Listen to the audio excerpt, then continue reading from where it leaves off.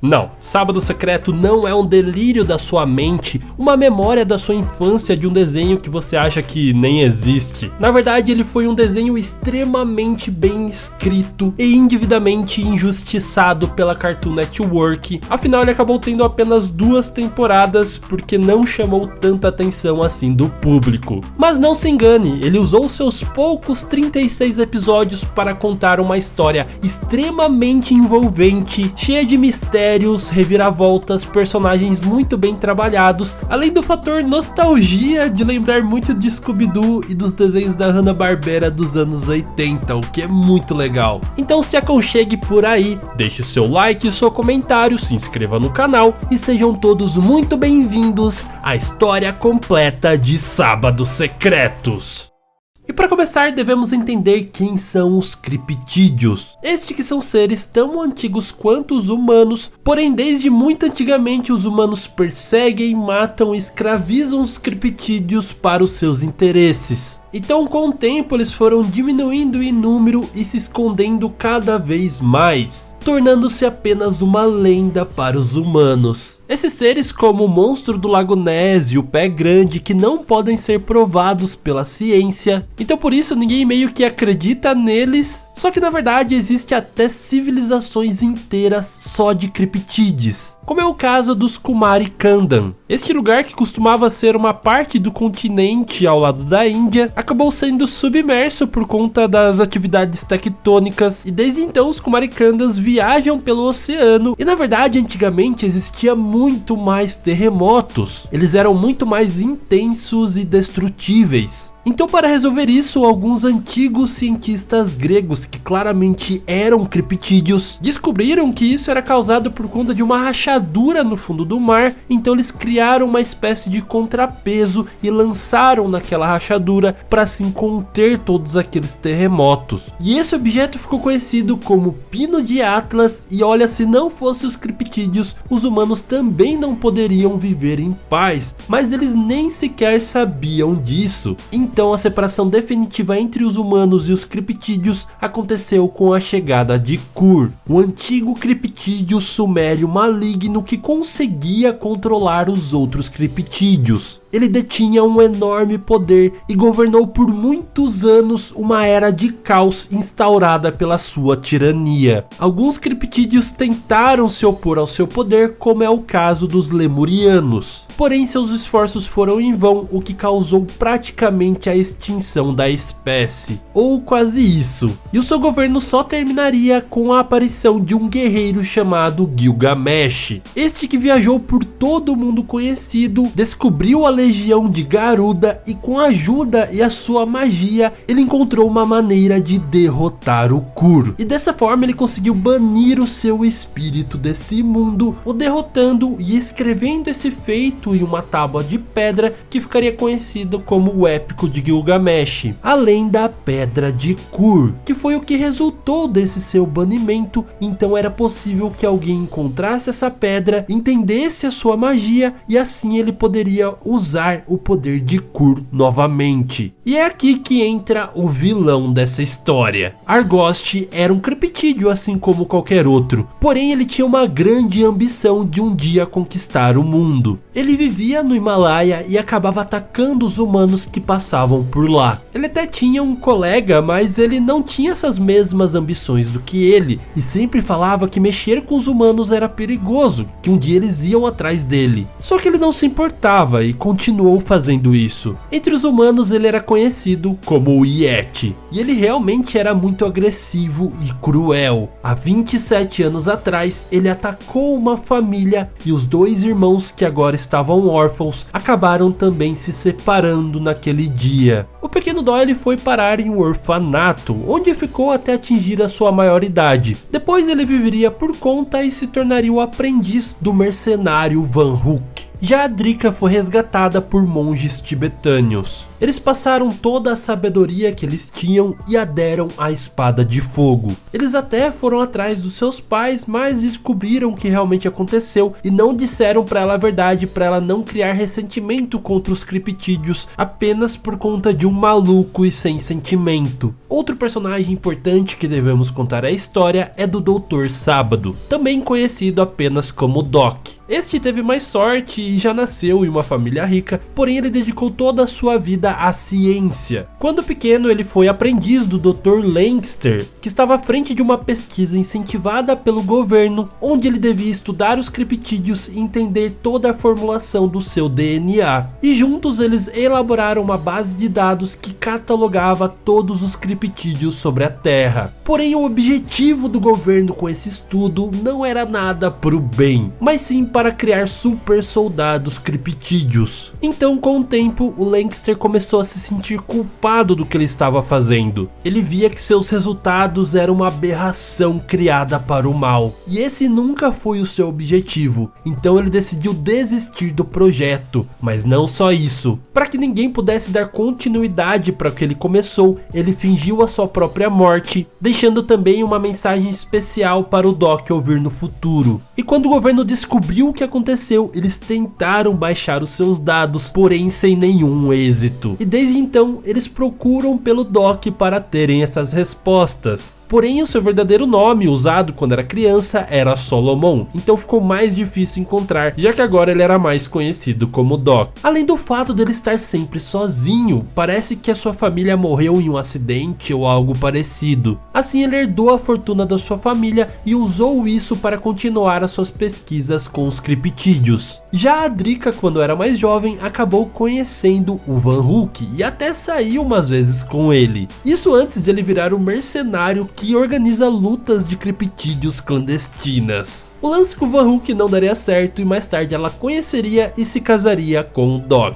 E eles eram mesmo feitos um para o outro. Em sua lua de mel eles fazem o que? Viajam até os Alpes atrás de um criptídeo, porém sem êxito. E este até aquele momento seria o único que eles não encontraram. E como esperado, os dois acabam se tornando cientistas de criptídeos em tempo integral. E o objetivo principal deles era protegê-los e dessa forma eles pudessem viver em harmonia. Como viver com os humanos não seria uma opção, eles seguem fazendo seus estudos avançando sobre essa espécie e ao mesmo tempo protegendo toda essa informação dos humanos para que eles não usem isso da forma errada. Então é por conta deles que ninguém acredita no Chupacabra, no Yeti, no Monstro do Lago Ness, são todas lendas encobertas por eles. Como podemos ver em seu crossover, nem o Hulk e o Ben 10 têm essa informação. E eu acho engraçado eles não acreditarem nisso, porque, né, alienígenas e criptídeos não são tão diferentes assim. De qualquer forma, toda essa investigação levam eles a descobrir a Pedra de Kur. E não deu nem tempo deles começarem a estudá-la que o Argost apareceu e roubou a pedra. O Doc, a Drika e mais outros 50 criptozoólogos foram atrás do Argost e tiveram uma grande batalha onde ele conseguiu escapar, porém a pedra foi recuperada. E então eles decidiram dividir a pedra em 3 e separar as suas partes para que assim ninguém, até mesmo eles, pudessem ter acesso ao seu poder que seria capaz de dominar o mundo. Os Sábados decidiram vir até aqui no Brazuca e esconder a sua parte na beira do rio Amazonas. Nessa mesma época, a Drika estava grávida e aparentemente o poder da pedra influenciou o bebê na barriga dela. Este bebê logo nasceria e se chamaria Zack, o terceiro integrante da família Sábado. Enquanto ele era jovem e eles não queriam arriscar a vida do seu filho, o Zack passava muito tempo com as suas babás, que na verdade eram amigos científicos dos seus pais. Então, querendo ou não, desde muito pequeno ele já estava inserido nesse mundo. Mais ou menos nesses anos, o Argost começa suas buscas pela Pedra de Kur novamente. E o interessante aqui é que um dos meios que ele encontra é criar o seu próprio programa de televisão, chamado O Estranho Mundo de VV Argos. que sim passa na televisão para os personagens normais como se fosse uma série de ficção,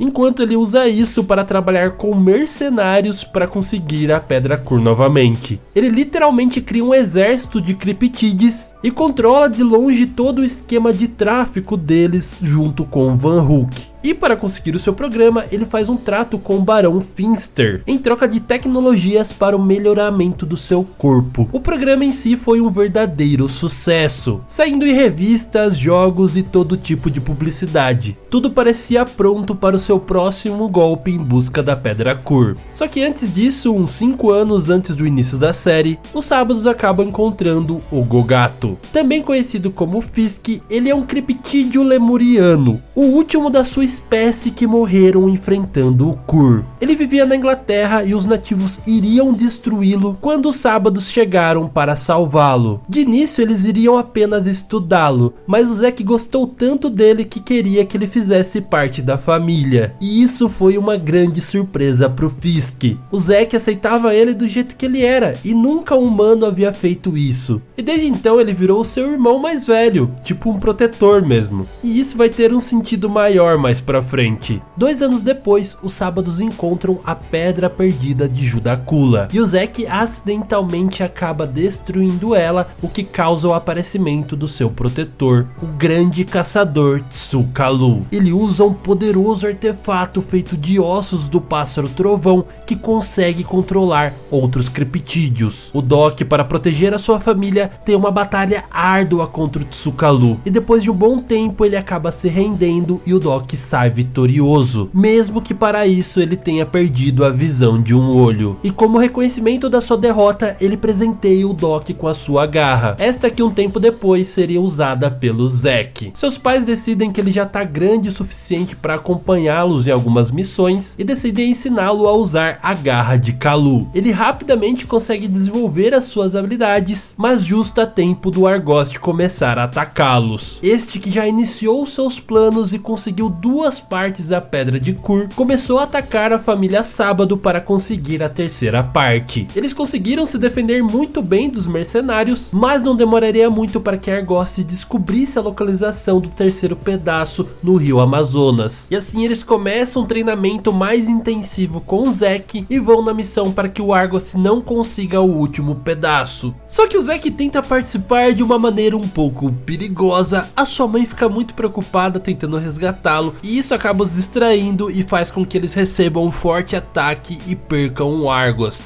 Mas também é nesse momento que eles acabam encontrando a Zon, uma criptídea pterossauro que acaba se tornando a nova membro da família Sábado. Então eles decidem desenterrar a pedra para protegê-la, mas não percebem que eles só fizeram um trabalho pro Argost, que consegue pegar a última pedra e eles são capturados. O Zack então consegue usar o seu poder para não ser comido pelos criptídeos e além disso ele usa eles a seu favor, mas mesmo assim eles não conseguem recuperar o pedaço da pedra. A sorte é que ela deixou uma marca na areia onde ela estava enterrada e eles usam isso para poder estudá-la, então eles descobrem que aqueles símbolos são na verdade instruções para poder abrir a tumba de Kur. E Argost segue nos mesmos passos enquanto a família Sábado tem que resolver um monte de pepino. Eles primeiramente são chamados até o Japão, onde uma besta grande e peluda anda atacando a cidade. Eles acabam descobrindo que esse criptídeo, o Rigabon, era do professor Taro Mizuki, que acabou tendo a sua mente transplantada para a fera. E este era um experimento financiado por Shoji Fusen, nada mais nada menos do que o integrante da Yakuza. E quando o professor Mizuki descobre que eles queriam usar isso para o mal, ele se nega a ajudar e desde então ele é perseguido por esses mafiosos. O professor então tem a chance de se vingar do Fusen, mas os Sábados chegam e impedem isso e levam ele até a polícia. Na continuação, em uma missão na Antártida, o Zack acaba perdendo a garra, que é o objeto que faz ele conseguir controlar os outros criptídeos. E também acaba se perdendo do Fisk e no meio do perigo ele acaba descobrindo que consegue controlar os seus poderes mesmo sem a garra. No final sim, ele acaba recuperando ela e descobre que o aprendiz do Van Hulk não não é tão mal assim. E mais tarde eles acabam se reencontrando de novo com ele, que estava em busca do chifre do monstro do lago Alkali. E é nesse momento que eles acabam descobrindo que ele é na verdade o Doyle, o irmão perdido da Drika. Ele sim era um grande mercenário, mas ao investigar todos os objetivos do Argos, ele decide que ele não quer trabalhar para alguém como ele. Então ele volta a fazer contato com os Sábados e pede desculpa para eles, e além disso traz com ele um pedaço da Pedra Kur. E assim ele acaba se juntando aos Sábados, mas a sua personalidade não se encaixaria muito bem com o resto do time. Ele era muito impulsivo e às vezes irresponsável, assim como o Zack, então ele acabou se tornando uma influência meio mal para o garoto. Então eles decidem expulsá-lo do grupo. E apesar de ele causar problemas com seu jeito impulsivo, como a vez que por sua culpa o Homem Coruja acabou morrendo, ele não deixava de ser um ótimo integrante. Foi por conta dele também que eles encontraram um mapa até a caverna de Kur, que seria muito útil para eles. Então agora sem o Doyle, os Sábados passam por diversas aventuras, como ajudar o Epsilon, um clone de confiança duvidosa, e o seu filho Francis, que estavam supostamente sendo atacados pelas águas vivas atmosféricas. Eles também protegem a árvore de Matusalém, que é responsável por criar água e espalhar por todos os oceanos da Terra. Um antigo rei guerreiro há muitos anos tentou conseguir o poder dessa árvore, mas acabou sendo transformado em um homem de sal. E agora ele estava novamente tentando fazer o seu feito, transformando a água dela em sal também em várias pessoas, inclusive a Drika Sábado. Só que no final, quando ele finalmente consegue a seiva da árvore, é isso que o derrota. Um tempo depois eles vão até o México para investigar um templo azteca, e lá eles encontram um espelho de fumaça que aparentemente era usado por um deus antigo para derrotar os seus inimigos. Só que o Zack não dá muita bola para isso e decide tocá-lo. Isso faz com que o templo desmorone, e o pior, daquele espelho surge uma versão maligna para cada membro da família Sábado. E o melhor de tudo aqui é que o sobrenome deles é Segunda-feira. Faz muito sentido. E tudo acaba ficando uma confusão, ninguém mais sabe nem quem é quem. Os malignos acabam lutando entre si, e o próprio Zack Segunda-feira acaba mandando todos eles de volta para o espelho. Só que ele, junto com Komodo, conseguem no último instante escapar e voltar para aquele mundo. Outra coisa importante é a volta do Doyle. E isso acontece porque eles descobrem que está acontecendo lutas clandestinas de criptídeos, e o Frisk acaba sendo convidado para lutá-las. Então eles, achando aquilo muito estranho, decidem contratar o Doyle para levar o Frisk e investigar essas lutas. Eles, claro, achavam que aquilo tinha relação com Argos,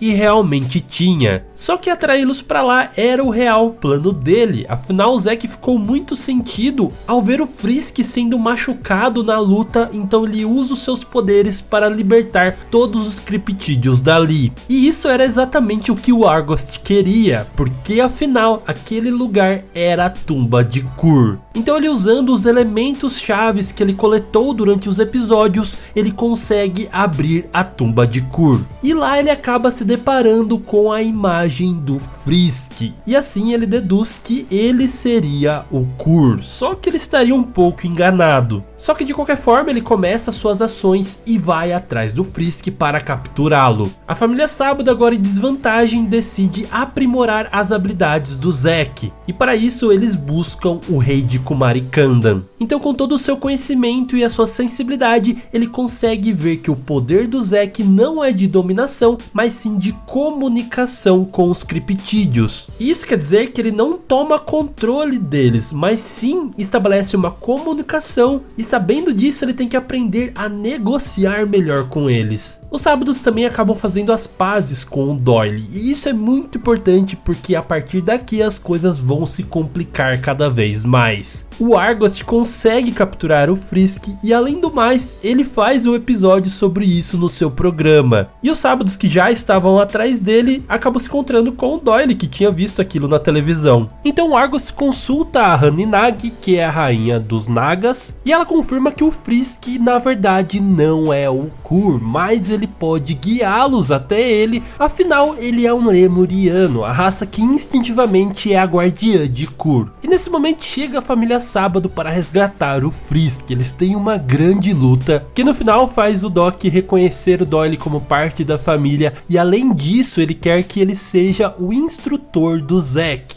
Já o Frisk, coitadinho, ele ficou bem confuso com toda essa história de lemuriano, nem mesmo ele sabia. E para descobrir mais sobre esse assunto, eles acabam contratando a Abby Gray, uma especialista que era babá do Zack quando ele era criança. E juntos eles acabam descobrindo que os lemurianos devem proteger o mundo da maldade de Kur, ao mesmo tempo que eles também são os guardiões de Kur. E a parte interessante dessa história é que o Doyle e a Abby acabam tendo um romance. Só que as coisas não terminariam bem porque a Abby na verdade estava trabalhando para o Van Hook. E todo o seu interesse era apenas em dinheiro. E é engraçado porque tipo, o Doyle começou como aprendiz de Van Hook e acabou se tornando um aliado dos Sábados, e ela foi o contrário, ela era uma aliada dos Sábados e acabou indo pro lado do Van Hook. Então as coisas começam a mudar de rumo quando o Argost acaba roubando da Haninag uma relíquia muito poderosa que é capaz de rastrear o Kur. Ela então vai até os Sábados e pede para que eles recuperem essa relíquia. Na verdade, ela ameaça eles dizendo que vai destruir o Pino de Atlas. E se ela fizesse isso, o mundo voltaria a ter diversos terremotos que destruiria muita coisa. Mas mesmo assim, os Sábados não ajudam ela e vão até o Pino de Atlas para garantir que ele não seja destruído. Nesse meio tempo, o Zack continuou seu treinamento com o Doyle e ele evoluiu bastante no controle do seu poder.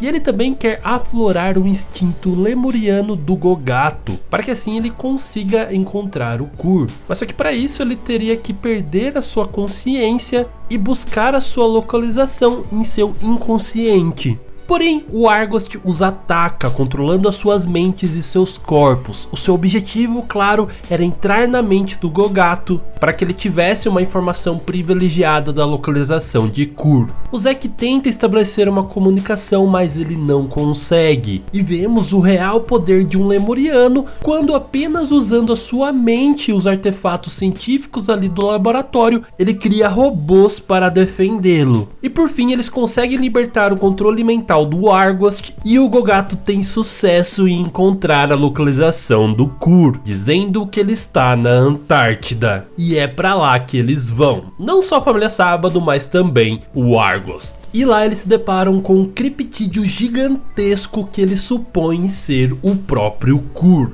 E eles queriam tentar derrotá-lo de alguma maneira. O Zack usa seus poderes, mas não é eficiente, porque o Argost estava controlando ela por dentro. O Zack e o Gogato vão até lá para lutar contra ele, e eles acabam tendo uma ajudinha dos próprios criptídeos que estavam ali dentro e começaram a atacar o Argost. E nesse momento o Zack consegue finalmente usar efetivamente os seus poderes e ganha a batalha. E ao derrotar aquela fera gigantesca, eles percebem que aquilo não era o Kur. E finalmente começa a cair a ficha de que todas as características relacionadas à essência do Kur estão todas presentes no Zack. Sim, ele consegue controlar e se comunicar com os outros criptídeos, e para isso na verdade ele não precisa de nenhuma ferramenta especial, e também o fato do Gogato sempre instintivamente estar protegendo ele, porque lembramos que os lemurianos são os guardiões de Kur. E aqui as coisas começam a ficar confusas para a mente do Zack. Na verdade, na sua vida por completo.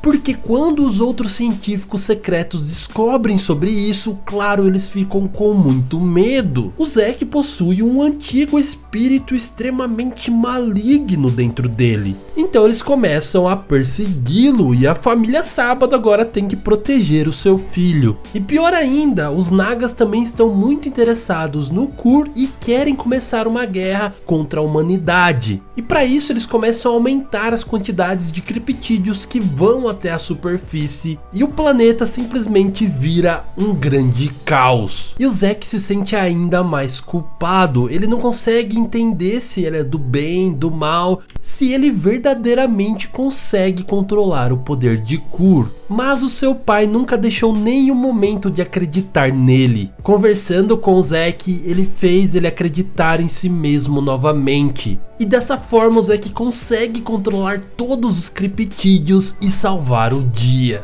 Porém, devemos lembrar que o Zack é apenas um garoto de 12 anos. Em sua mente as incertezas são muito maiores e a vontade dele descobrir mais sobre a sua própria natureza faz com que ele procure o seu arqui-inimigo para ajudá-lo. Sim, ele vai atrás do Argost porque ele realmente tem mais respostas do que qualquer outra pessoa. Ele é um estudioso sobre o assunto e o Zack acreditava que ele poderia de alguma forma ajudá-lo. Então o Argost, por meio do seu programa de TV, começa a mandar várias mensagens para o Zack. Isso tudo pelas costas dos seus pais que não sabiam de nada. Seguindo seus passos, ele até conseguiu desenvolver alguns poderes e com isso ele ganhou mais confiança do Zack. E isso seria desastroso para a próxima missão da família Sábado. Eles vão atrás da tábua de pedra especial conhecida como o Épico de Gilgamesh, o registro de batalha do guerreiro que conseguiu expulsar a entidade maligna desse mundo. Porém, os seus planos são interrompidos por uns pequenos criptídeos travessos que se infiltram em sua nave. E claro que era tudo um plano do Argost. Lutando contra ele, a Drika quase consegue capturá-lo e derrotá-lo de uma vez por todas. Mas o Zack acaba ajudando ele e traindo a sua própria mãe.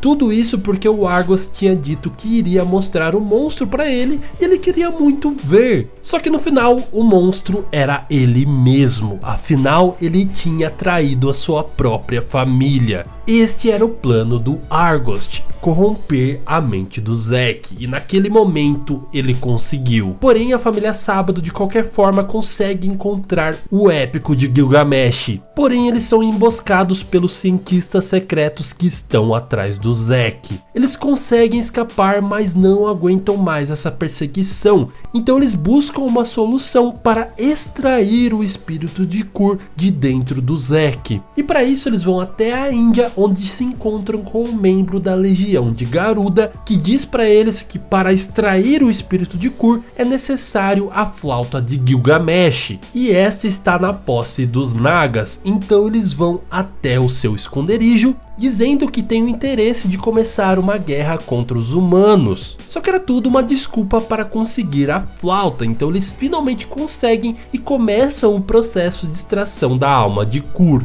Só que o que ninguém tinha dito é que nesse processo o Zack acabaria morrendo. E quando seus pais descobrem isso, eles interrompem todo o ritual e começam uma grande batalha entre eles ali. E no final quem acaba ficando com a flauta é o próprio Argost. Em uma outra missão eles acabam se encontrando com Tsukalu, o guerreiro responsável por deixar o Doc cego de um olho. E agora ele estava de volta porque ele queria o seu antigo objeto, a garra. E no final o Zack acaba entregando ela para ele depois de entender tudo o que estava acontecendo. Então o Tsukalu reconhece esse ato do Zack e decide deixar a garra com ele, além de acabar virando um importantíssimo aliado da família Sábado. E a gente vai ver o porquê. No dia do aniversário do Zack, o Argost acaba dando de presente para ele aquele parasita capaz de estabelecer uma comunicação diretamente com o Argost usando qualquer criatura. Então se um dia ele precisasse da ajuda dele, ele poderia usá-lo. E bom, isso realmente aconteceu. Em uma de suas missões havia um criptídeo que mudava de forma e ele precisava da ajuda do Argost. Então ele acaba usando aquele parasita no Gogato.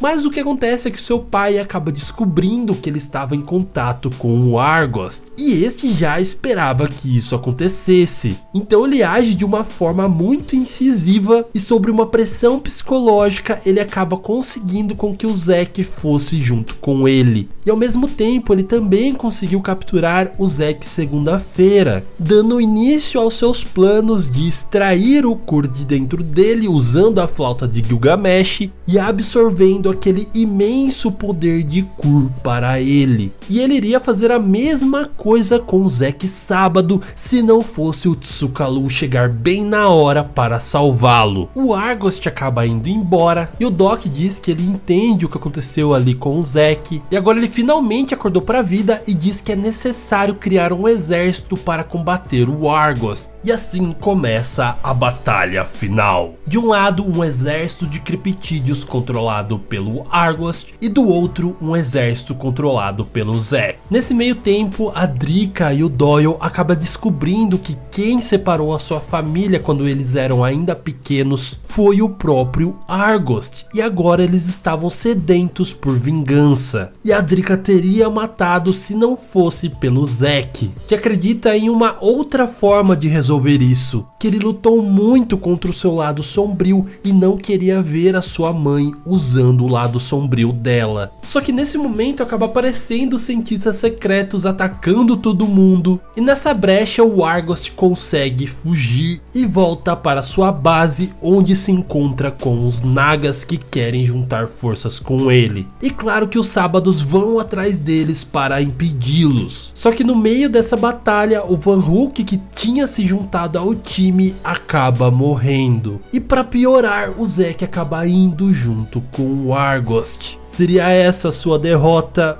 Bom, é claro que não. O Argos queria absorver o poder do Zack Sábado para ter assim o poder de um Kur completo. Mas o que ele esqueceu de pensar é que a matéria e a antimatéria não podem coexistirem. Lembrando que o poder de Kur que ele tem em seu corpo é do Zack Segunda-feira, e ao absorver o poder de Kur do Zack Sábado, ele acaba unindo essas duas forças que são essencialmente opostas e acaba explodindo. E isso marca o fim da guerra. E nesse processo o Zack conseguiu sobreviver e agora ele não tinha mais o poder de Kur dentro dele. E a humanidade, em sua maravilhosa ignorância, acaba achando que todos aqueles eventos foram causados por mudanças climáticas. E a série acaba em uma emocionante cena de todos eles no velório de Van Hulk. Porém, esse não é o final da família Sábado, que seguiu investigando os criptídeos e protegendo-os, como podemos ver no especial de crossover do Ben 10, onde os dois juntos têm que enfrentar os chupacabras, o Doutor Animal e também o Argos revivido em forma de ciborgue. E no final eles conseguem salvar o dia mais uma vez. E quando o Ben já está pronto para que a imprensa venha falar sobre aquilo e elevar o seu ego como um herói, o Zack dá uma lição para ele, dizendo que ele prefere proteger os criptídeos ao invés de ser uma estrela. E isso, meus amigos, é o que temos da cronologia completa de Sábados Secretos. Eu espero muito que vocês tenham gostado dessa história. Esse é um desenho pouco conhecido que merece muita atenção, então foi muito legal fazer esse vídeo aqui para vocês. E não se esqueçam, claro, de deixar o seu like. Eu sei que é chato ficar repetindo isso, mas é bem importante pro canal, como vocês já ouviram inúmeras vezes, né? Mas enfim, é isso. Muito obrigado por ter assistido esse vídeo até agora. Aquele grande